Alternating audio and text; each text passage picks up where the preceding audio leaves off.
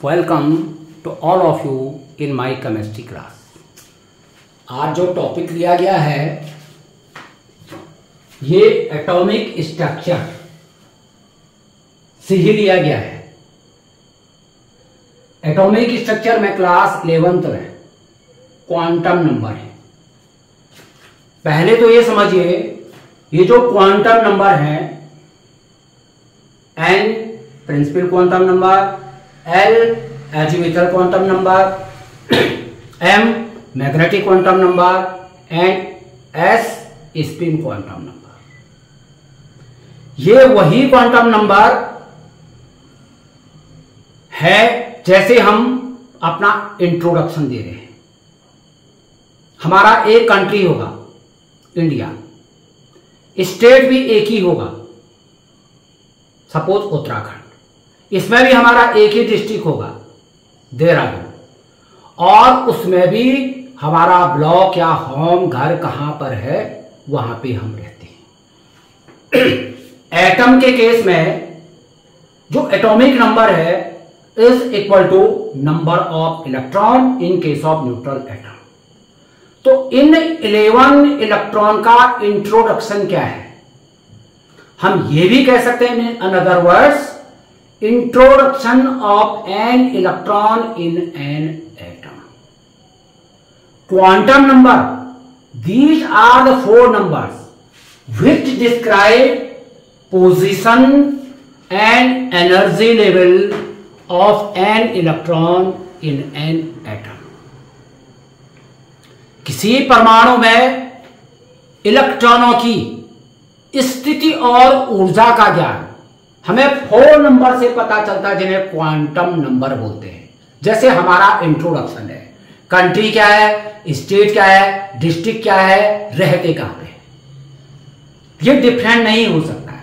इसी से रिलेटेड हमने क्वेश्चन लिया हुआ है, value of 4 quantum number for 11th electron in sodium atom. Sodium परमाणु में 11th इलेक्ट्रॉन का इंट्रोडक्शन, मतलब वो किस सेल में है, किस सेल के सब सेल में है, वो किस ऑर्बिटल में है, और उसमें उसका स्पिन क्या है। इन्हीं 4 नंबर से उस 11th इलेक्ट्रॉन का पता चलेगा किसकी पोजीशन है क्या। टोटल नंबर ऑफ इलेक्ट्रॉन तो 11th है, लेकिन 11th जो इलेक्ट्रॉन है, अब 4 नंबर्स सिंपली एन जो प्रिंसिपल क्वांटम नंबर है, इससे सेल का पता चलता है। एल एजिमुथल क्वांटम नंबर, इससे सब सेल का पता चलता है। M magnetic quantum number, orbital का पता चलता है। एस स्पिन क्वांटम नंबर, इससे उसके स्पिन का पता चलता है, clockwise and anti clockwise. Electron moves around the nucleus in circular path. Orbit अलग है और ऑर्बिटल अलग है। ऑर्बिट तो क्या है, circular path around the nucleus, KLMN, maximum 7, and orbital space around the nucleus where the maximum probability of finding the electrons takes place। नाभिक के चारों ओर का वह क्षेत्र जहां पे इलेक्ट्रॉनों के पाए जाने की सबसे अधिक संभावना होती है।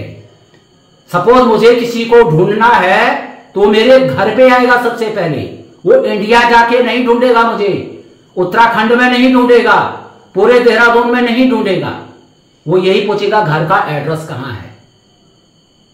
तो इलेक्ट्रॉन सेल में तो होते हैं, सेल के सब सेल में, सब सेल के ऑर्बिटल में, और ऑर्बिटल में उसका स्पिन या तो क्लॉकवाइज होगा या तो एंटी क्लॉकवाइज होगा।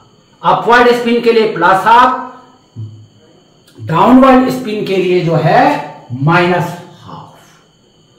तो यहां पे मिस्टेक कर देते हैं स्टूडेंट्स। यहां पे जो वैल्यू लिखते हैं, n की भी मोर देन 1, L की भी मोर देन 1, M की भी मोर देन 1, और S की भी +½ p -½ p, ये कहां पे गलत हो जाता है 11th इलेक्ट्रॉन के लिए। आंसर के अकॉर्डिंग हम बोले तो आप अपना इंट्रोडक्शन दे रहे हैं, मैं इंडिया का रहने वाला हूं, चाइना का भी हूं, अमेरिका का भी हूं, ऑस्ट्रेलिया का भी हूं। अरे भाई इतनी कंट्रीज में रहते हुआ क्या। फिर इंडिया है, इंडिया में उत्तराखंड स्टेट भी मेरा है, राजस्थान भी हमारा है, मैं दिल्ली में भी रहता हूं, पंजाब में भी रहता हूं। एक ही तो स्टेट में रहोगे। फिर मैग्नेटिक क्वांटम नंबर पूरे डिस्ट्रिक्ट बता दिए एक तरीके से। फिर अपने घर भी दुनिया भर के, ये भी मेरा घर है, वो भी मेरा घर है, ये भी मेरा घर है। आंसर यहां पे गलत हो जाता है। वो पॉसिबल वैल्यूज है, वो पॉसिबल वैल्यूज है। 11th इलेक्ट्रॉन के लिए या टोटल जो 11 इलेक्ट्रॉन है, 11 इलेक्ट्रॉन तो टोटल है 11th इलेक्ट्रॉन, ये पॉसिबल वैल्यूज है। पॉसिबल वैल्यूज का मतलब जैसे मैं हूं, ठीक है, हम इंडिया के रहने वाले हैं, तो मेरे लिए पॉसिबल वैल्यूज स्टेट की क्या, जितने भी जो है इंडिया में स्टेट है, ठीक है। उसके बाद वो जो उत्तराखंड है, लेकिन उत्तराखंड में जो 13 डिस्ट्रिक्ट है वो मेरे पॉसिबल इनमें से कोई भी एक होगा, ये पॉसिबल है। तो ऐसे यहां पे देख लीजिए क्वेश्चन कहां पे गलत होता है। क्वेश्चन है वैल्यू ऑफ वो quantum number for 11th electron in sodium atom. Sodium परमाणु में 11th इलेक्ट्रॉन के लिए चारों क्वांटम संख्याओं के मान क्या होंगे। अब n का एक ही मान होगा, ये नहीं कि n का मान लिया 0 1 2, एक ही वैल्यू होगी। पहले हम ये देखेंगे 11th इलेक्ट्रॉन है कहां। हमने इसका इलेक्ट्रॉनिक कॉन्फ़िगरेशन लिखा पहले सेल में 281, 2 इलेक्ट्रॉन K में, 8 इलेक्ट्रॉन L सेल में, 1 इलेक्ट्रॉन N सेल। सब सेल में इलेक्ट्रॉनिक कॉन्फ़िगरेशन लिखा हमने SPDF में 1s2 2s2 2p6 3s1 6 7 8 9 10 11। अब ये ऑर्बिटल इलेक्ट्रॉनिक कॉन्फ़िगरेशन है।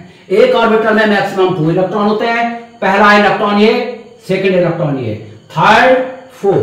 अब अकॉर्डिंग टू हुन्स रूल 5 6 7 8 9 10, ये नहीं कि ये 5 है तो 6 ये होगा 7 8, ऐसा नहीं, क्योंकि अकॉर्डिंग टू हुन्स रूल पहले जो फिलिंग होती है ऑर्बिटल में डीजेनरेट ऑर्बिटल, जिनमें समान ऊर्जा होती है, एनर्जी सेम होती है, पहले एक एक इलेक्ट्रॉन की फिलिंग होती है इस तरीके से, उसके बाद पेयरिंग होती है। जैसे S में सेकंड इलेक्ट्रॉन जब इंटर होता है पेयरिंग हो जाती है, P में 1 2 3 फोर्थ इलेक्ट्रॉन जब इंटर होगा, इस केस में 8th है, फोर्थ इलेक्ट्रॉन जब इंटर होगा तब पेयरिंग होगी। D में पहले पैरेलल फिलिंग सिंगली फील्ड होंगे 5 इलेक्ट्रॉन, 6th इलेक्ट्रॉन जब इंटर होगा तब पेयरिंग स्टार्ट होगी। F ऑर्बिटल में मैक्सिमम 14 इलेक्ट्रॉन होते हैं, पहले सिंगली फील्ड होंगे 7 इलेक्ट्रॉन, 8th इलेक्ट्रॉन जब इंटर होगा तब पेयरिंग होगी अकॉर्डिंग टू हुन्स रूल। तो यहां पे आप देख रहे होंगे जो 11th इलेक्ट्रॉन है वो 3s1 में है, 3s1 में। यहीं से हमें क्वांटम नंबर का पता चल जाएगा, 11th इलेक्ट्रॉन का इंट्रोडक्शन। देखिए ये जो कोफिशिएंट है 3, n is equal to 3 means principal quantum number की वैल्यू जो होगी 11th इलेक्ट्रॉन के लिए 3 हो जाएगी। इसका मतलब ये थर्ड सेल में, यहां पे देख लीजिए ये थर्ड सेल है, ये 11th इलेक्ट्रॉन थर्ड सेल में है। L equal to 0, azimuthal quantum number की जो वैल्यू होती है ये डिपेंड होती है प्रिंसिपल क्वांटम नंबर पे। कहां से? 0 टू n-1, एक 0 तो होगी और एक n-1, n की वैल्यू 3 होगी, तो 3-1 हो गया 2, तो 0 1 and 2। अगर इलेक्ट्रॉन S में है तो L की वैल्यू 0 हो जाएगी, P में है तो L की वैल्यू 1 हो जाएगी, D में है तो L की वैल्यू 2 हो जाएगी। आप देख रहे होंगे यहां पे ये जो 11th इलेक्ट्रॉन है ये S में है, S में थर्ड सेल के S सब सेल। फर्स्ट सेल में इसमें एक ही तो सेल होती, N सेल है, N sub cell. First cell में एक ही सब सेल होगी वो 1s, सेकंड सेल में 2 सब सेल होगी 2s and 2p, 3 में 3s 3p 3d, 4 में 4s 4p 4d 4f, 5 में 5s 5p 5d 5f, बोलने के लिए हम 5g बोल देंगे, दैट इज नॉट पॉसिबल। तो जो सबसेल होती है वो s p d f होती है और इसी के अकॉर्डिंग आपने पीरियोडिक क्लासिफिकेशन में देखा होगा, s block elements, p block element, d block elements and f block elements. ये s ये इंडिकेट कर रहा है कि l की वैल्यू 0 होगी, m की वैल्यू l पे डिपेंड होती है, l की किसी भी वैल्यू के लिए m की जो पॉसिबल वैल्यूज होती है, पॉसिबल बोल रहे हैं, -l थ्रो 0 टू +l। जब l की वैल्यू 0 है तो m की वैल्यू ऑलरेडी 0 हो जाएगी, m = 0। अब f की वैल्यू +½ भी हो सकती है, -½ भी हो सकती है। बाय कन्वेंशन अगर ऑर्बिटल में पहले ही अगर 11th इलेक्ट्रॉन है, इसको डाउनवर्ड नहीं लिखेंगे, इसकी स्पिन अपवर्ड करेंगे, और अपवर्ड स्पिन के लिए जो स्पिन क्वांटम नंबर की जो वैल्यू होती है वो +½ हो जाती है।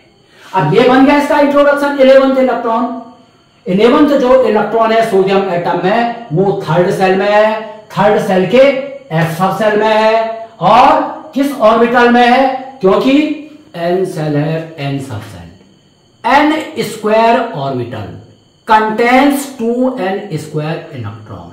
देखिए इसके अकॉर्डिंग अगर हमने n की वैल्यू 2 बोली तो n सेल है, n सब सेल, 2 में 2 ही सब सेल होगी, वो होगी 2s और 2p। अब 2s में जो ऑर्बिटल होंगे, नंबर जो ऑफ ऑर्बिटल होते हैं वो sp/d में मैक्सिमम नंबर ऑफ इलेक्ट्रॉन कितने हैं उसका ठीक हाफ होता है। s में 2 इलेक्ट्रॉन है तो 1 ऑर्बिटल, p में 6 इलेक्ट्रॉन है तो 3 डीजेनरेट ऑर्बिटल, d में मैक्सिमम नंबर ऑफ इलेक्ट्रॉन 10 है तो 5 ऑर्बिटल, f में मैक्सिमम नंबर ऑफ इलेक्ट्रॉन 14 है तो इसका ठीक half 7 orbital. Number of orbital is equal to half of maximum number of electron that can be accommodated in sp/d। और एक ऑर्बिटल में मैक्सिमम होते हैं 2 इलेक्ट्रॉन। तो अलग अलग इलेक्ट्रॉन के लिए अलग अलग इलेक्ट्रॉन, सबके लिए नहीं, अलग अलग। ये नहीं कि n की वैल्यू लिख दी 3 और l की वैल्यू लिख दी 0 1 2, फिर n के लिए भी वैल्यू लिख रहे हैं, s के लिए भी + भी लिख रहे हैं, हाफ भी लिख रहे हैं, क्वेश्चन गलत हो जाएगा। तो एक इलेक्ट्रॉन है उसका जो है ये किस सेल में है, किस सब सेल में है, किस ऑर्बिटल में, और उसमें उसका स्पिन क्या होगा, क्लॉकवाइज होगा या एंटी क्लॉकवाइज होगा। तो 4 क्वांटम नंबर की जो वैल्यू होगी वो प्रत्येक इलेक्ट्रॉन के लिए सिंगल होगी।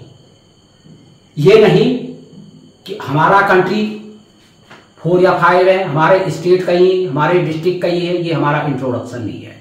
तो introduction of an electron in an atom, यही क्वांटम नंबर है।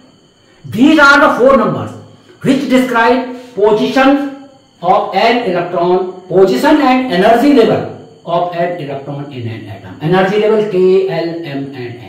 इस तरीके से आप ऑक्सीजन है, नाइट्रोजन है, 6th electron, 4th electron, 9th electron, किसी के लिए भी आप 4 क्वांटम नंबर की वैल्यू को लिख सकते हैं। एक पॉसिबल वैल्यू है और एक है पर्टिकुलर इलेक्ट्रॉन के लिए वैल्यू, इसमें कंफ्यूज मत करना।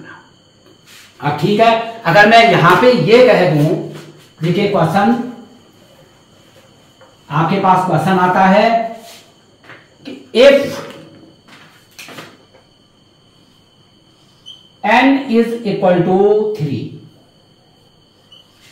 write all the possible values of 4 quantum number। n is equal to 3, l is equal to 0 to n-1। l की जो वैल्यू होगी, एक 0 तो होगी, एक n की वैल्यू 3 है तो 3 - 1 = 2, 0 1 and 2। m की जो आप वैल्यू लिखेंगे, value of m depends on l, l depends on n। m की जो वैल्यू होगी प्रत्येक l के लिए वो -l थ्रो 0 टू +l। अगर l = 0 है, m = 0 होगा, माइनस यहां पे 1 होगा, l = 1 तो m = -1, 0 +1, और positive and negative integers with 0 together.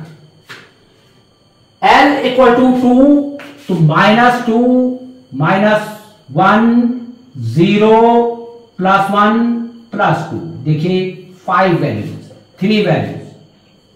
अब s की जो वैल्यूज होगी प्रत्येक के लिए प्लस एंड माइनस, प्लस भी हो सकती, माइनस भी हो सकती है। तो बाय कन्वेंशन ये मान रही है ऑर्बिटल है तो पहला जो हम इसमें इलेक्ट्रॉन दिखाएंगे वो डाउनवर्ड नहीं दिखाएंगे according two homes rule.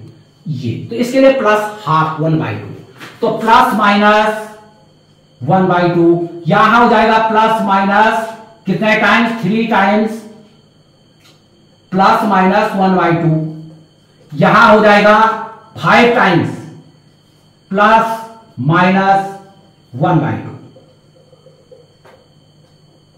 Plus minus 3 times. Total electron देख लीजिए, जो इलेक्ट्रॉन होंगे 5 to 10, 3 to 6 and 2, 10 plus 6 16, 16 plus 2 18। तो मैक्सिमम नंबर ऑफ एन की वैल्यू 3 है, तो ये एम सेल है। Maximum number of electron in M shell होता है 18 में। देख लीजिए सम जो है 18 हो गया। 2 इलेक्ट्रॉन के सेल में है, 6 इलेक्ट्रॉन जो होंगे ये सेकंड सेल में होंगे, और इस तरीके से ये 10 इलेक्ट्रॉन की जो पोजीशन होगी, ये जो 10 इलेक्ट्रॉन है बी में है, ये 6 यहां पे बी में है, और ये 2 इलेक्ट्रॉन यहां पे एस में है, और टोटल सम हो रहा है 18। तो 18 इलेक्ट्रॉन मैक्सिमम इलेक्ट्रॉन है थर्ड सेल में, जो कि प्रूफ करता है कि थर्ड सेल के किस सब सेल में है, किन ऑर्बिटल में है, और उन ऑर्बिटल में उनका स्पिन क्या है। होप है ये क्वांटम नंबर और ये जो क्वेश्चन है ये आपको समझ में आ गया होगा। अगर कोई इस पर फिर डाउट हो, नेक्स्ट कोई क्वेश्चन लेना है, ये जेई नीट और स्पेशली क्लास 11 के लिए बड़ा इंपॉर्टेंट क्वेश्चन है, तो आप कमेंट सेक्शन में लिखिए कि हमें ये डाउट है, यहाँ पे ये प्रॉब्लम है, उसको हम सॉल्व करने के लिए और आपको बताने के लिए हर समय तैयार है। Thanks for watching, see you.